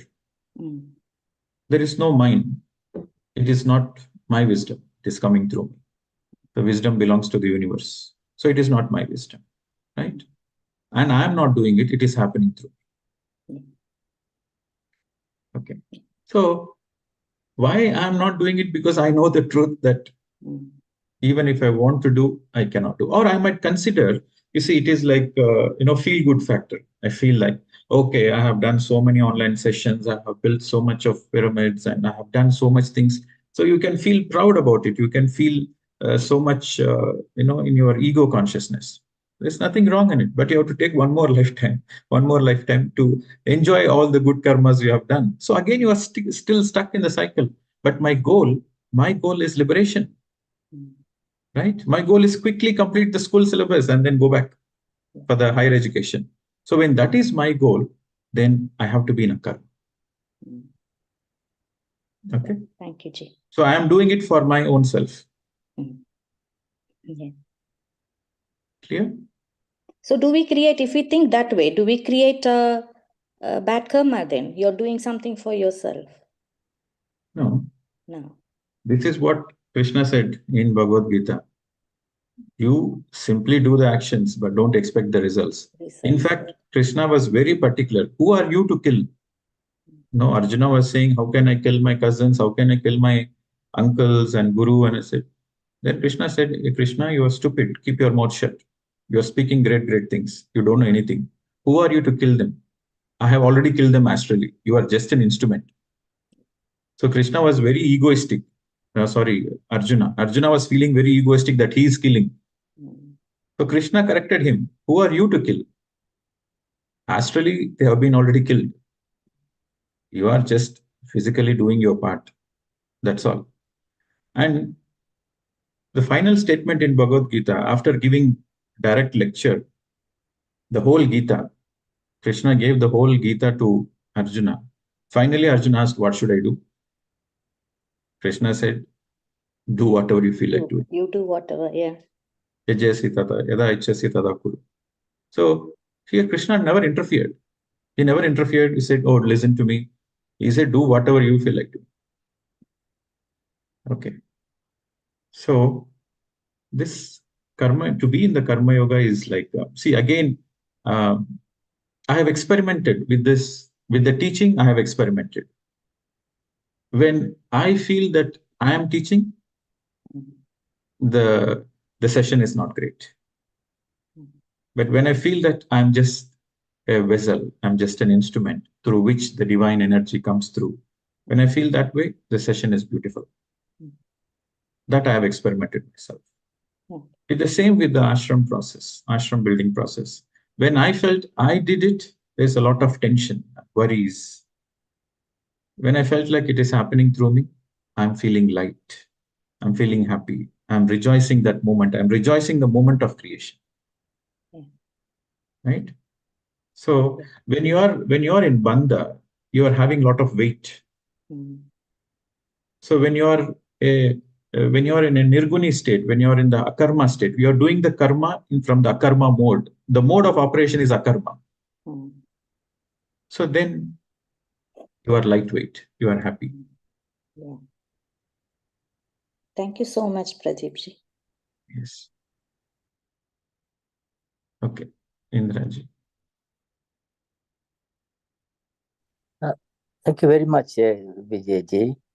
Yes, It's a lovely session. I'm really rejoicing it. All the wisdom that you are giving us is just coming through you like an ocean. Thank you for that. My question is, how does ego impact karma? Does it impact? If so, what do we do to improve it if we have to? Ego simply means identity, right? Me, I. Yeah, ego is all about I, and the feeling how I feel about I is ego. So when you are in the ego space, you are karmically entangled. When you are in the non-ego space, you are karmically liberated. Karmically liberated means you are in the non-ego space. I am not doing it, it is happening through me. So you are in the egolessness state. You are in the state of non-ego. So then the karma doesn't affect you. So the answer is very straightforward. If you are operating anything from the ego space, then you are karmically entangled. Whether it is good karma or bad karma, you are karmically entangled. When you are in the non-ego space, that means you are in a highly enlightened space. A non-ego space is a highly enlightened space. It's a space of witnessing. It's a space of surrender. So in that non-ego space, you are karmically not entangled. You are karmically liberated. Is that your question, sir? Yeah, that's right. So can I take it then that as we meditate and as we sort of get to a better state, we should also get less and less egoistic. Naturally, the more you meditate, the more you come out of the identities, and the more you do the work, the more you will test yourself whether you are getting identified with that or not. It comes with trial and error. Only meditation alone helps you to understand the theoretical aspect of it. Only meditation alone, from that point, when you are meditating, you let go of all the identities in a meditative state. When you're in a meditative state, naturally you let go of all the identities because you realize that you are in a pure consciousness. But that meditative state, that understanding should be implemented in the day-to-day life. So when you are doing every action, whether you are a father, whether you are a mother, whether you're a business person, or whether any kind of work you do, you imbibe that same quality.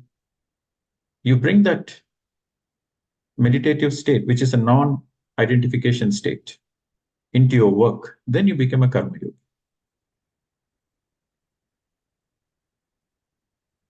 Is it clear?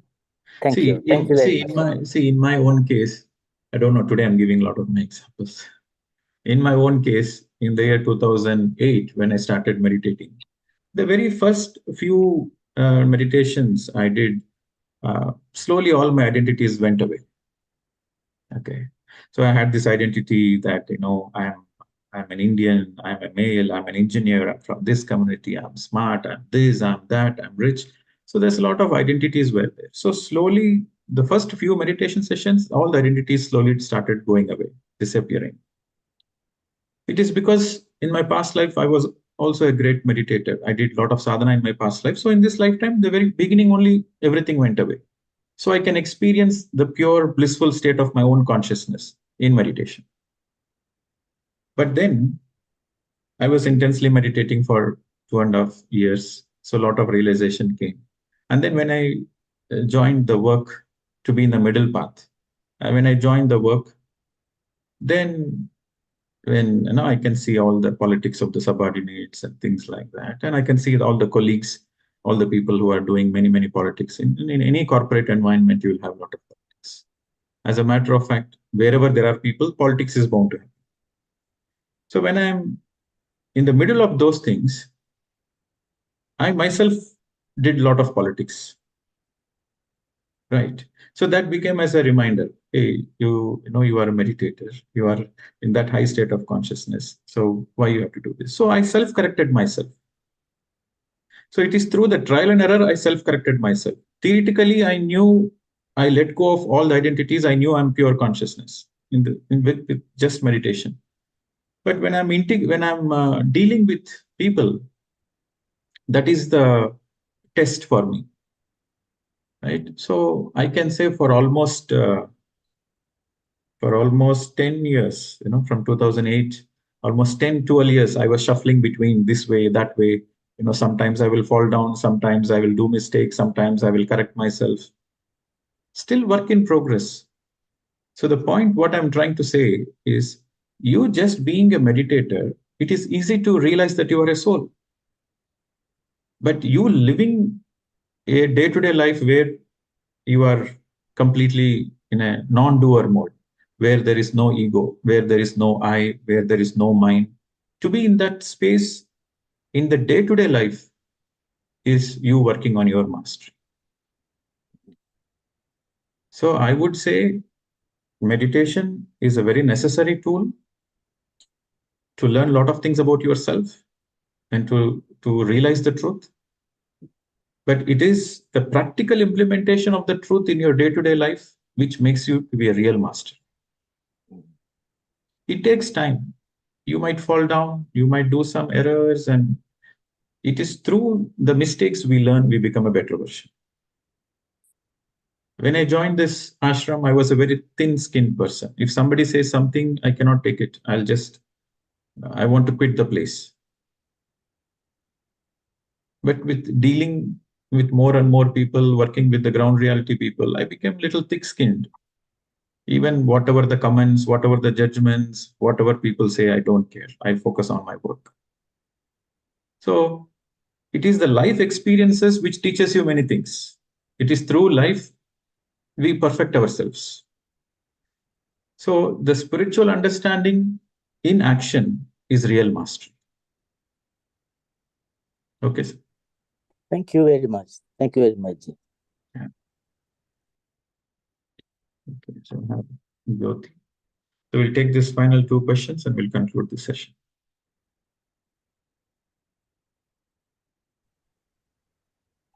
Good evening, Master. I'm Jyoti from Bangalore. First Yes, of all, ma'am. I want to thank you for your wisdom and knowledge, the inputs what you're giving every weekend. And I attended 108 days meditation also, sir. It was overwhelming. And I learned a lot by implementing these things, what I learned from you in my day-to-day life. But as you said, to be in middle path, it's really difficult sometimes.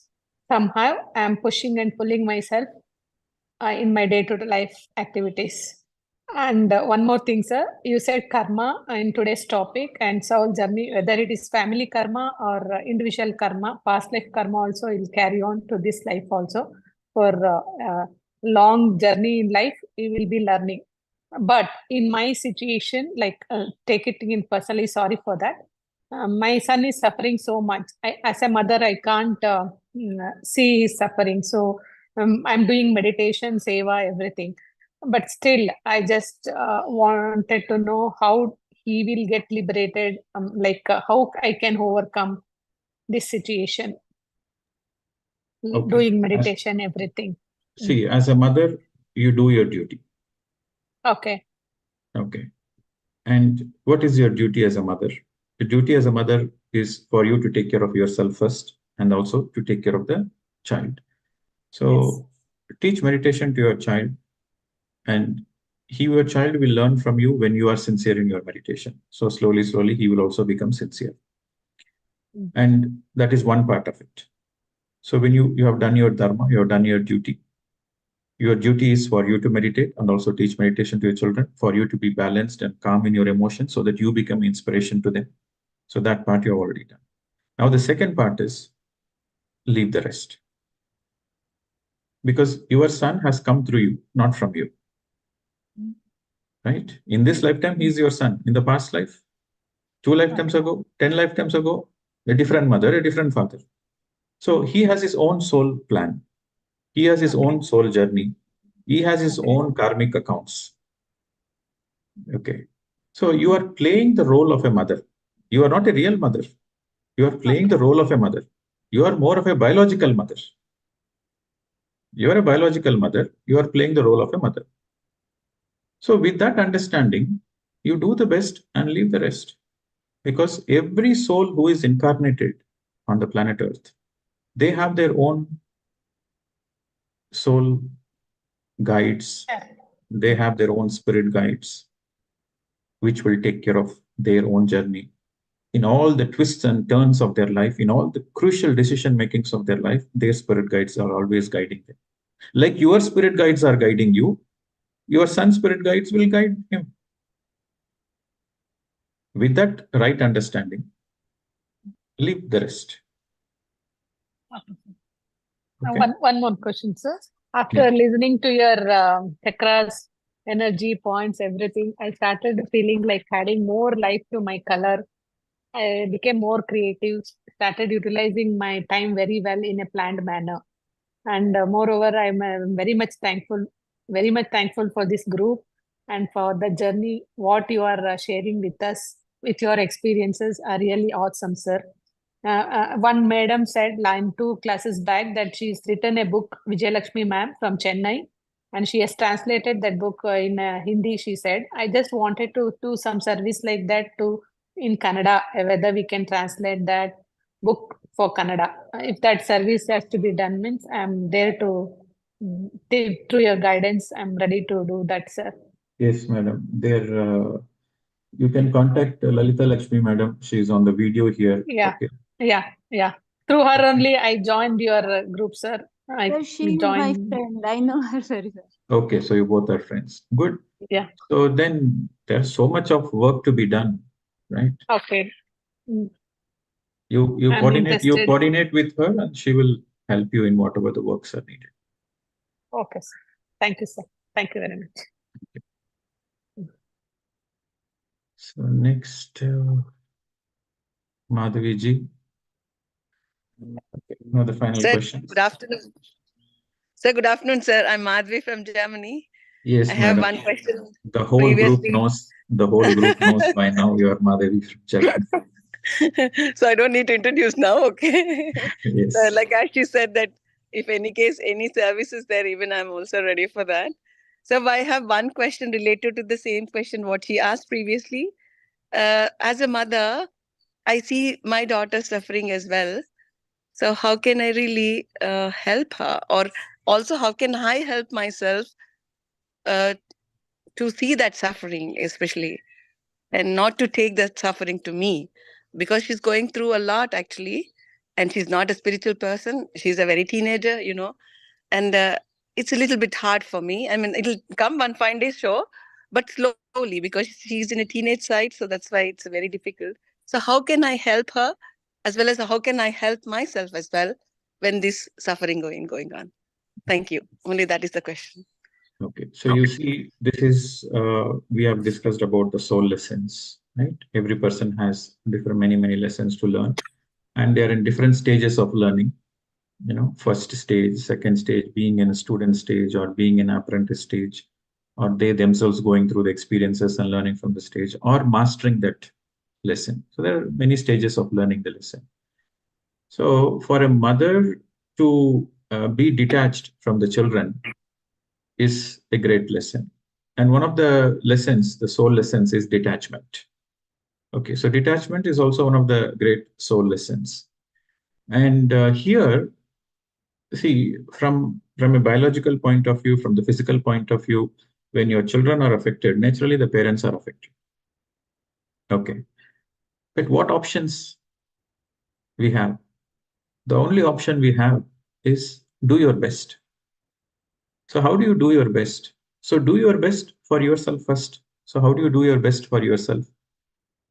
So sit in meditation regularly, be with the right people, positive people, read books, have faith in God, have faith in the divine. Like when I say have faith in the divine, I don't mean like go to temples and worship and all those things. Have the faith that whatever happens, happens for good. Every single thing which happens in your life, it happens for good. It is for a reason. Even though it is a challenging, even though it is a challenging thing, even though it is a painful thing, that particular challenge and that particular pain is very much necessary for your evolution. So accept it. So that's what I mean, trust the divine. So you trust the divine means you accept the entire things as it is. Whatever is your present situation, accept it. And it is your trust in life, it is your faith in life which is going to help your children. Every child gets inspired by a strong mother or a strong father. If the mother is strong, naturally the children will become strong. So you being strong by imbibing the spiritual truth, by imbibing the spiritual values, by putting in practice, by living a practical spiritual, like, you are no more into theory. First stage is you try to understand theoretically many things. But the next stage and the most important stage is you are into practical spirituality. Whatever you learned, you implement it in your day-to-day life. You show it in action. You show the trust in life in action. Okay.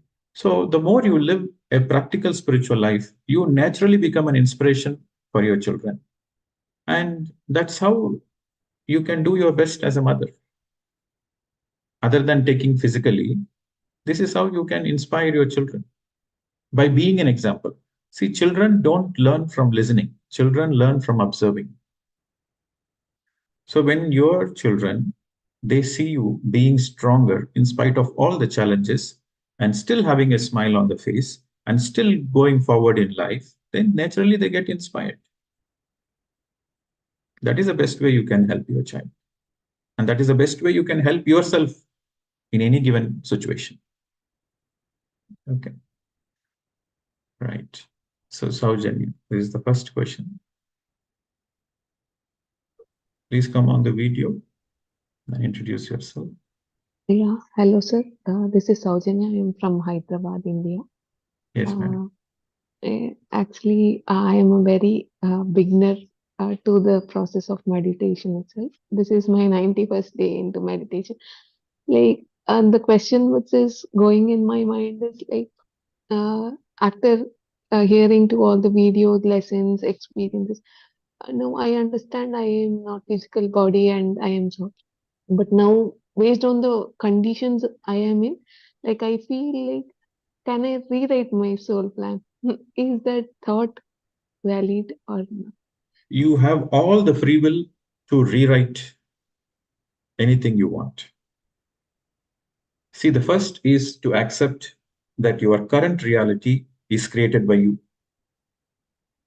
based on your past thinking, based on your past emotions, based on your past actions, is your current reality. And how you handle the current reality determines the future. Okay.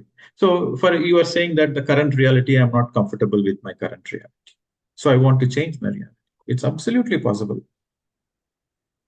You can transform. So that's why I'm saying when you change your inner, the outer changes.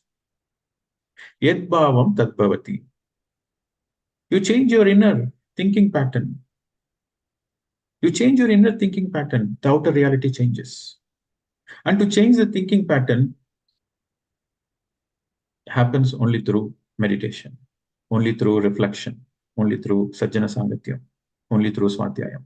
So when you do meditation, swadhyayam, sajjana sangatyam, when you do all those three things, then you are equipped to use your free will to change the inner. As a matter of fact, the more you do meditation, the more you do read books, the more you are in the right company of the people, sajjana sangatyam, very naturally you will transform. Yes, the answer is you can rewrite your soul plan, provided you take responsibility for your life. That is the answer. Okay, sir. Thank you so much. Okay. Okay. Yes. Okay, friends. So with this note, we'll conclude the session.